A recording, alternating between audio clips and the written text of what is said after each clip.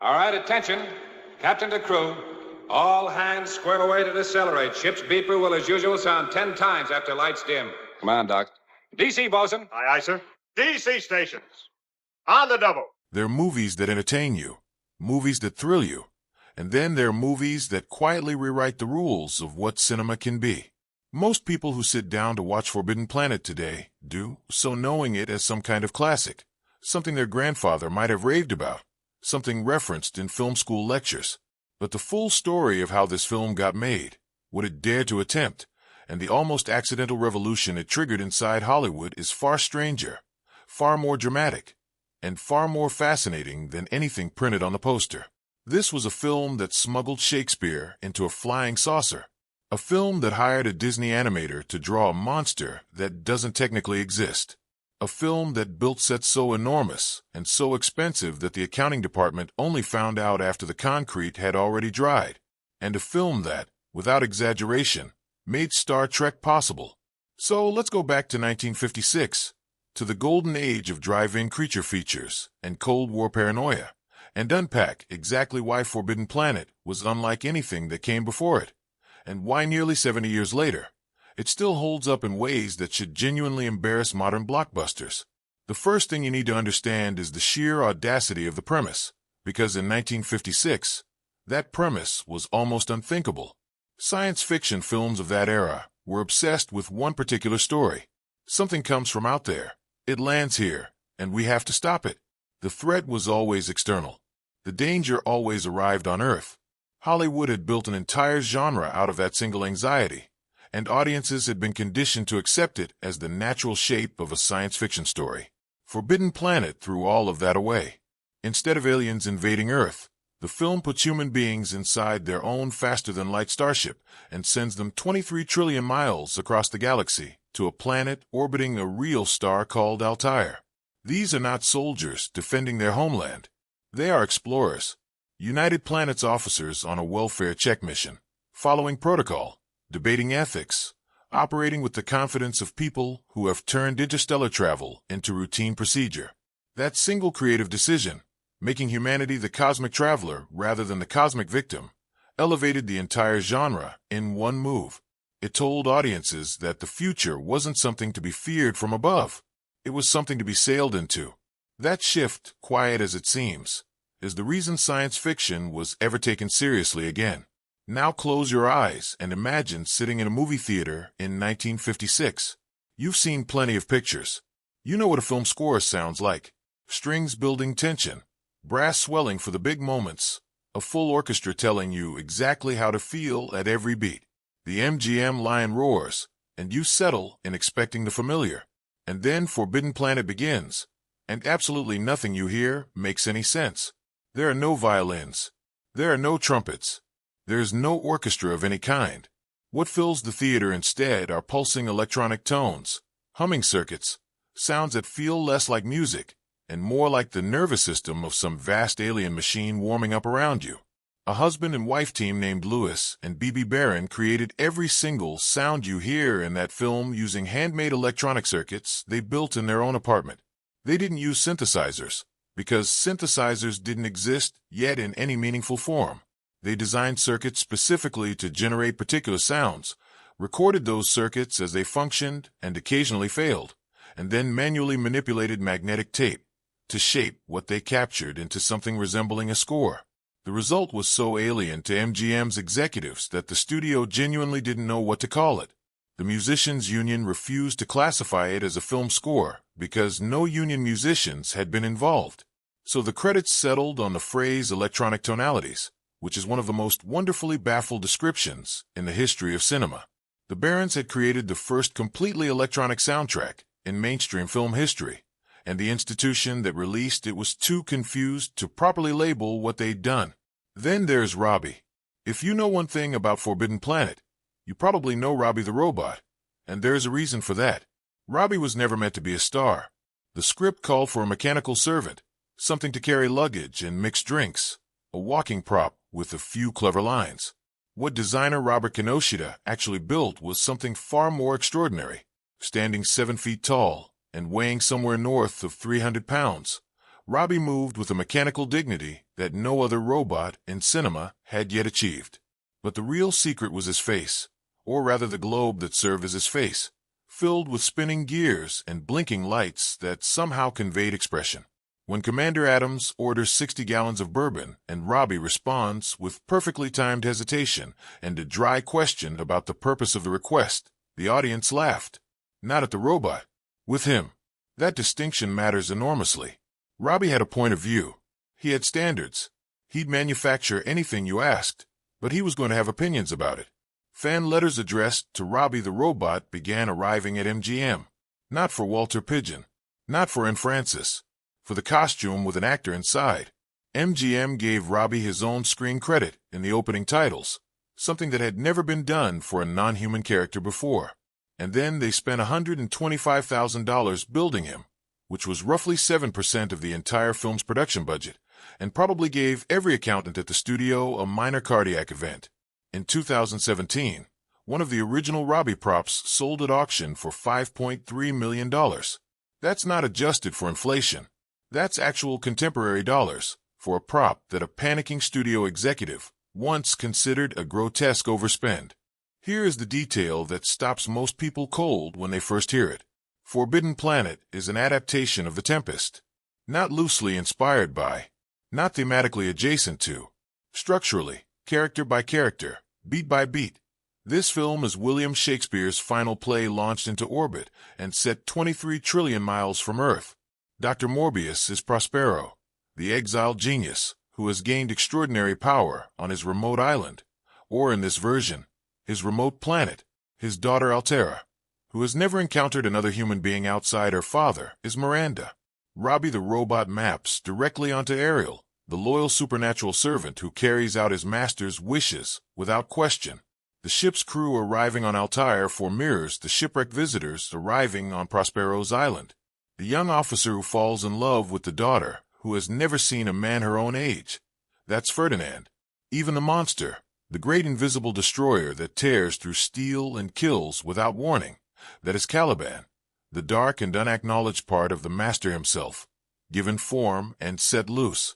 Screenwriter Cyril Hume never openly declared it was a Shakespeare adaptation during his lifetime, but scholars have mapped every significant plot point to its source with a precision that leaves no room for coincidence. Metro-Goldwyn-Mayer took the greatest playwright in the English language, replaced his Mediterranean island with a world orbiting a distant star, replaced his magic with technology, so advanced it becomes indistinguishable from magic, and released it as a science fiction film at the drive-in. That is one of the most quietly extraordinary cultural transplants in the history of American cinema. One of the things that still startles people watching Forbidden Planet for the first time is how convincing the alien world looks. The pink and orange skies, the dual moons hanging in the atmosphere, the vast mechanical ruins of an ancient civilization stretching toward the horizon in every direction. The landscapes feel genuinely alien in a way that modern green screen productions, with all their computational power and unlimited budgets, often fail to achieve. The reason is simple and slightly humbling. Every single exterior scene in this film was shot inside MGM soundstages in Culver City, California. Not one frame of the alien surface was captured outdoors. What you're seeing is a combination of hand-painted matte artwork, physically constructed sets built with forced perspective to suggest impossible scale, and massive backlit backdrops that gave the sky its unearthly color. The craftspeople who built those environments understood something fundamental about visual storytelling that gets lost when everything is rendered digitally. Physical things cast real shadows. Physical sets interact with light the way physics actually works. When an actor walks across that alien terrain, the ground responds to his weight. The light falls on him the same way it falls on everything else in the frame, and your brain processes all of that as real without requiring any conscious effort. Those sets, built with physical materials on physical stages, are why Forbidden Planet still looks better than dozens of effects-heavy productions made decades later. The monster at the center of the film's terror is one of the most brilliant pieces of creature design in cinema history, and it barely exists on screen. The ID monster, the invisible destroyer that Freud himself might have designed if he'd been hired as a special effects supervisor, was animated by a veteran of the Disney studios named Joshua Metter, working on loan to MGM for this production. Metter drew the creature in pencil on translucent vellum, then filmed his drawings in negative so the creature appeared as a luminous, glowing outline rather than a solid form. This footage was then tinted in red and orange and composited over the live-action plates, creating the impression of something that was simultaneously present and impossible. You could see it attacking. You could see it move. But you could also see through it, which meant your mind could never fully process it as a physical thing. It was a nightmare with a body that kept contradicting itself, and that visual ambiguity is what made it terrifying in a way that a fully realized creature costume could never have achieved, because you can never quite see all of it. Your imagination does most of the work. The creature becomes whatever specific shape fear takes inside your particular mind. When Dr. Morbius finally explains what it is, that it is a projection of his own subconscious given physical force by Krell technology, the horror doesn't come from the monster's appearance. It comes from the recognition. That's the thing inside him. That's the thing inside all of us. And Frances wore costumes in this film that caused a genuine international incident. Her short-skirted outfits, which by the standards of any decade after 1960 looked perfectly modest, were considered so scandalously revealing by 1956 standards that Spain's censorship board banned the film outright. Not because of its themes about unchecked intellectual power, not because of its Freudian subtext about repressed violence, because a woman's legs were visible above the knee in a major studio production. Forbidden Planet remained banned in Spain for 11 full years, until 1967. This might seem like a footnote, but it reveals something important about what Forbidden Planet was doing to the culture of its moment. It was pushing against boundaries in every direction simultaneously. The costumes were part of the film's argument that the future would be different, that old restrictions and conventions would fall away as humanity evolved. The Spanish censors, in banning the film for showing a woman's legs, inadvertently proved exactly the point the filmmakers were trying to make. The C-57D, the United Planets cruiser at the center of the story, did something for science fiction that is almost impossible to overstate. Flying saucers were the dominant visual language of science fiction cinema in the 1950s, but they always belonged to the aliens. They were the invasion force. They were the threat. Forbidden Planet looked at that established visual vocabulary and quietly reversed its meaning. The disc shape of the C-57D suggests practical engineering for a craft generating its own artificial gravity. It looks functional rather than decorative. It lands with the weight and deliberateness of military hardware, not the theatrical spectacle of an alien arrival. When the crew climbs out of it, they carry themselves with the matter-of-fact professionalism of people who have done this before. The ship doesn't announce itself. It simply arrives, and you believe in it immediately. That credibility, the sense that humans built this thing through generations of engineering and sacrifice, transformed the flying saucer from a symbol of external threat into a symbol of human ambition. Every spaceship in the decades that followed, from the USS Enterprise to every vessel in the Star Wars universe, owes something to the moment the C-57D descended through the orange sky of Altair 4 and made exploration feel like something we were actually capable of. Gene Roddenberry watched Forbidden Planet, and he saw a television series. The connections between this film and Star Trek are not subtle. A crew of explorers on a mission to seek out life and civilizations. A ship that represents humanity's best qualities. A command structure built around debate and ethics rather than pure military hierarchy. A recurring pattern of encountering situations that force the crew to confront questions about what it means to be human. Roddenberry absorbed all of it, and when he sat down to design the Enterprise and its crew, he was building on a foundation that MGM had laid a decade earlier in Culver City. The registration number of the Enterprise, NCC 1701, is widely understood among fans to contain a deliberate reversal and transformation of the C-57D's designation. Robbie's combination of loyalty, competence, and individual personality became the template for Data. The Krell themselves, an ancient civilization that achieved godlike technological capability and was destroyed by it overnight, echo through countless Trek episodes exploring the dangers of power without wisdom. But the deepest inheritance is philosophical. Roddenberry understood that what made Forbidden Planet work was not the monster or the robot or the electronic score. It was the film's willingness to use science fiction as a vehicle for asking serious questions about the human condition. That understanding is what made Star Trek more than an adventure series. It made it a cultural institution. The Krell Laboratory sets deserve their own chapter in the history of production design. Art director Arthur Lonergan began construction on those enormous underground chambers before anyone had formally approved the final budget, a decision that must have involved a certain amount of deliberate institutional blindness on his part. The Krell Furnace complex rose several stories inside the soundstage, complete with functional machinery, elevated catwalks, layers of mechanical infrastructure stretching in every direction, and a lighting system that took weeks to fully install and calibrate. By the time MGM's accounting department understood the full scope of what was being built, the infrastructure was already in place, and the cost of demolishing it would have equaled the cost of completing it. So they let it stand, and those sets became the visual and emotional heart of the entire film. When Dr. Morbius leads Commander Adams through those corridors for the first time, the sense of encountering a technology so far beyond human understanding that it registers as essentially magical comes entirely from the physical reality of what the audience is seeing. This was not a matte painting. This was not a miniature. This was a real environment built to human scale, and actors walked through it and touched it and responded to it. And every one of those physical interactions told the audience's subconscious that what they were seeing was genuinely vast and genuinely old and genuinely beyond them. The novelization of Forbidden Planet, published simultaneously with the film's theatrical release in 1956, adds layers of darkness to the story that the film only implies.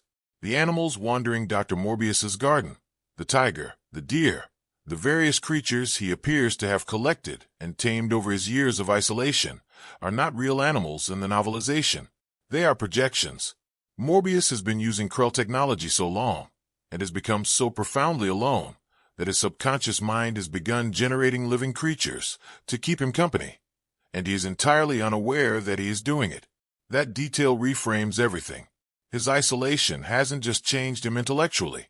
It has made him into something genuinely other, a mind that creates reality without intending to, that has been reshaping the world around him according to his own unacknowledged needs for decades. The book also elaborates the full horror of the Krell extinction. On the night they activated their great machine, every member of a civilization of 200,000 years' development simultaneously unleashed their subconscious mind into physical reality. Every creature they had ever feared, every impulse they had suppressed in the name of civilization, every dark thing that lives beneath rational thought, all of it materialized at once, everywhere, instantly. 200,000 years of culture destroyed in a single night, not by an external enemy, not by natural catastrophe, but by the gap between how advanced they believed themselves to be and how primitive they actually remained. Setting the story in 2257 rather than the near future was a creative decision that gave the film an extraordinary amount of freedom, and that freedom shows in every frame. These characters don't exist in a world anxiously adjacent to our own. They exist 3 centuries ahead of us, in a civilization that has genuinely solved some of the problems we still struggle with. And yet Dr. Morbius's tragedy is precisely that even 3 centuries of human advancement hasn't closed the gap between our technological capability and our psychological maturity. The monster from the ID isn't a product of primitive times. It's the product of the most brilliant mind in a civilization that has conquered interstellar travel. That irony is the engine of the entire film. We can build machines that make our thoughts real. We cannot guarantee that the thoughts we don't know we're having are thoughts we'd want made real. That question, which Forbidden Planet posed in 1956 inside a science fiction framework that let audiences absorb it as entertainment rather than confrontation, is more urgent and more unsettling now than it has ever been. Before Forbidden Planet, science fiction was a genre that major studios tolerated rather than invested in. It existed in the double bill, paired with westerns to fill out a cheap Saturday program, manufactured quickly with minimum resources for audiences assumed to be undiscriminating. MGM made a different calculation. They spent $2 million, assembled a crew that included an Academy Award-winning cinematographer, assigned an experienced director, and cast recognizable stars. They treated a science fiction film the way they treat any other serious production, and the result proved their gamble correct. The film succeeded both commercially and critically, and the lesson Hollywood absorbed was permanent. If you gave science fiction real resources and real creative ambition, adult audiences would show up. 2 years later, a Charlton Heston film would ask what happens when apes inherit the Earth. A decade after that, Stanley Kubrick would take audiences on a journey to the monolith beyond Jupiter. The path from all of those films leads back to this one. In 2013, the Library of Congress added Forbidden Planet to the National Film Registry, selecting it for permanent preservation alongside Citizen Kane and Casablanca and The Godfather. The criteria for inclusion require that a film be culturally, historically, or aesthetically significant to American cinema. Out of the hundreds of thousands of films produced in this country's history, fewer than 1,000 have earned that designation. A 1956 science fiction film about a robot and invisible monster made the list, and the reason is obvious to anyone who has traced the lines of influence that radiate outward from its 70-minute running time.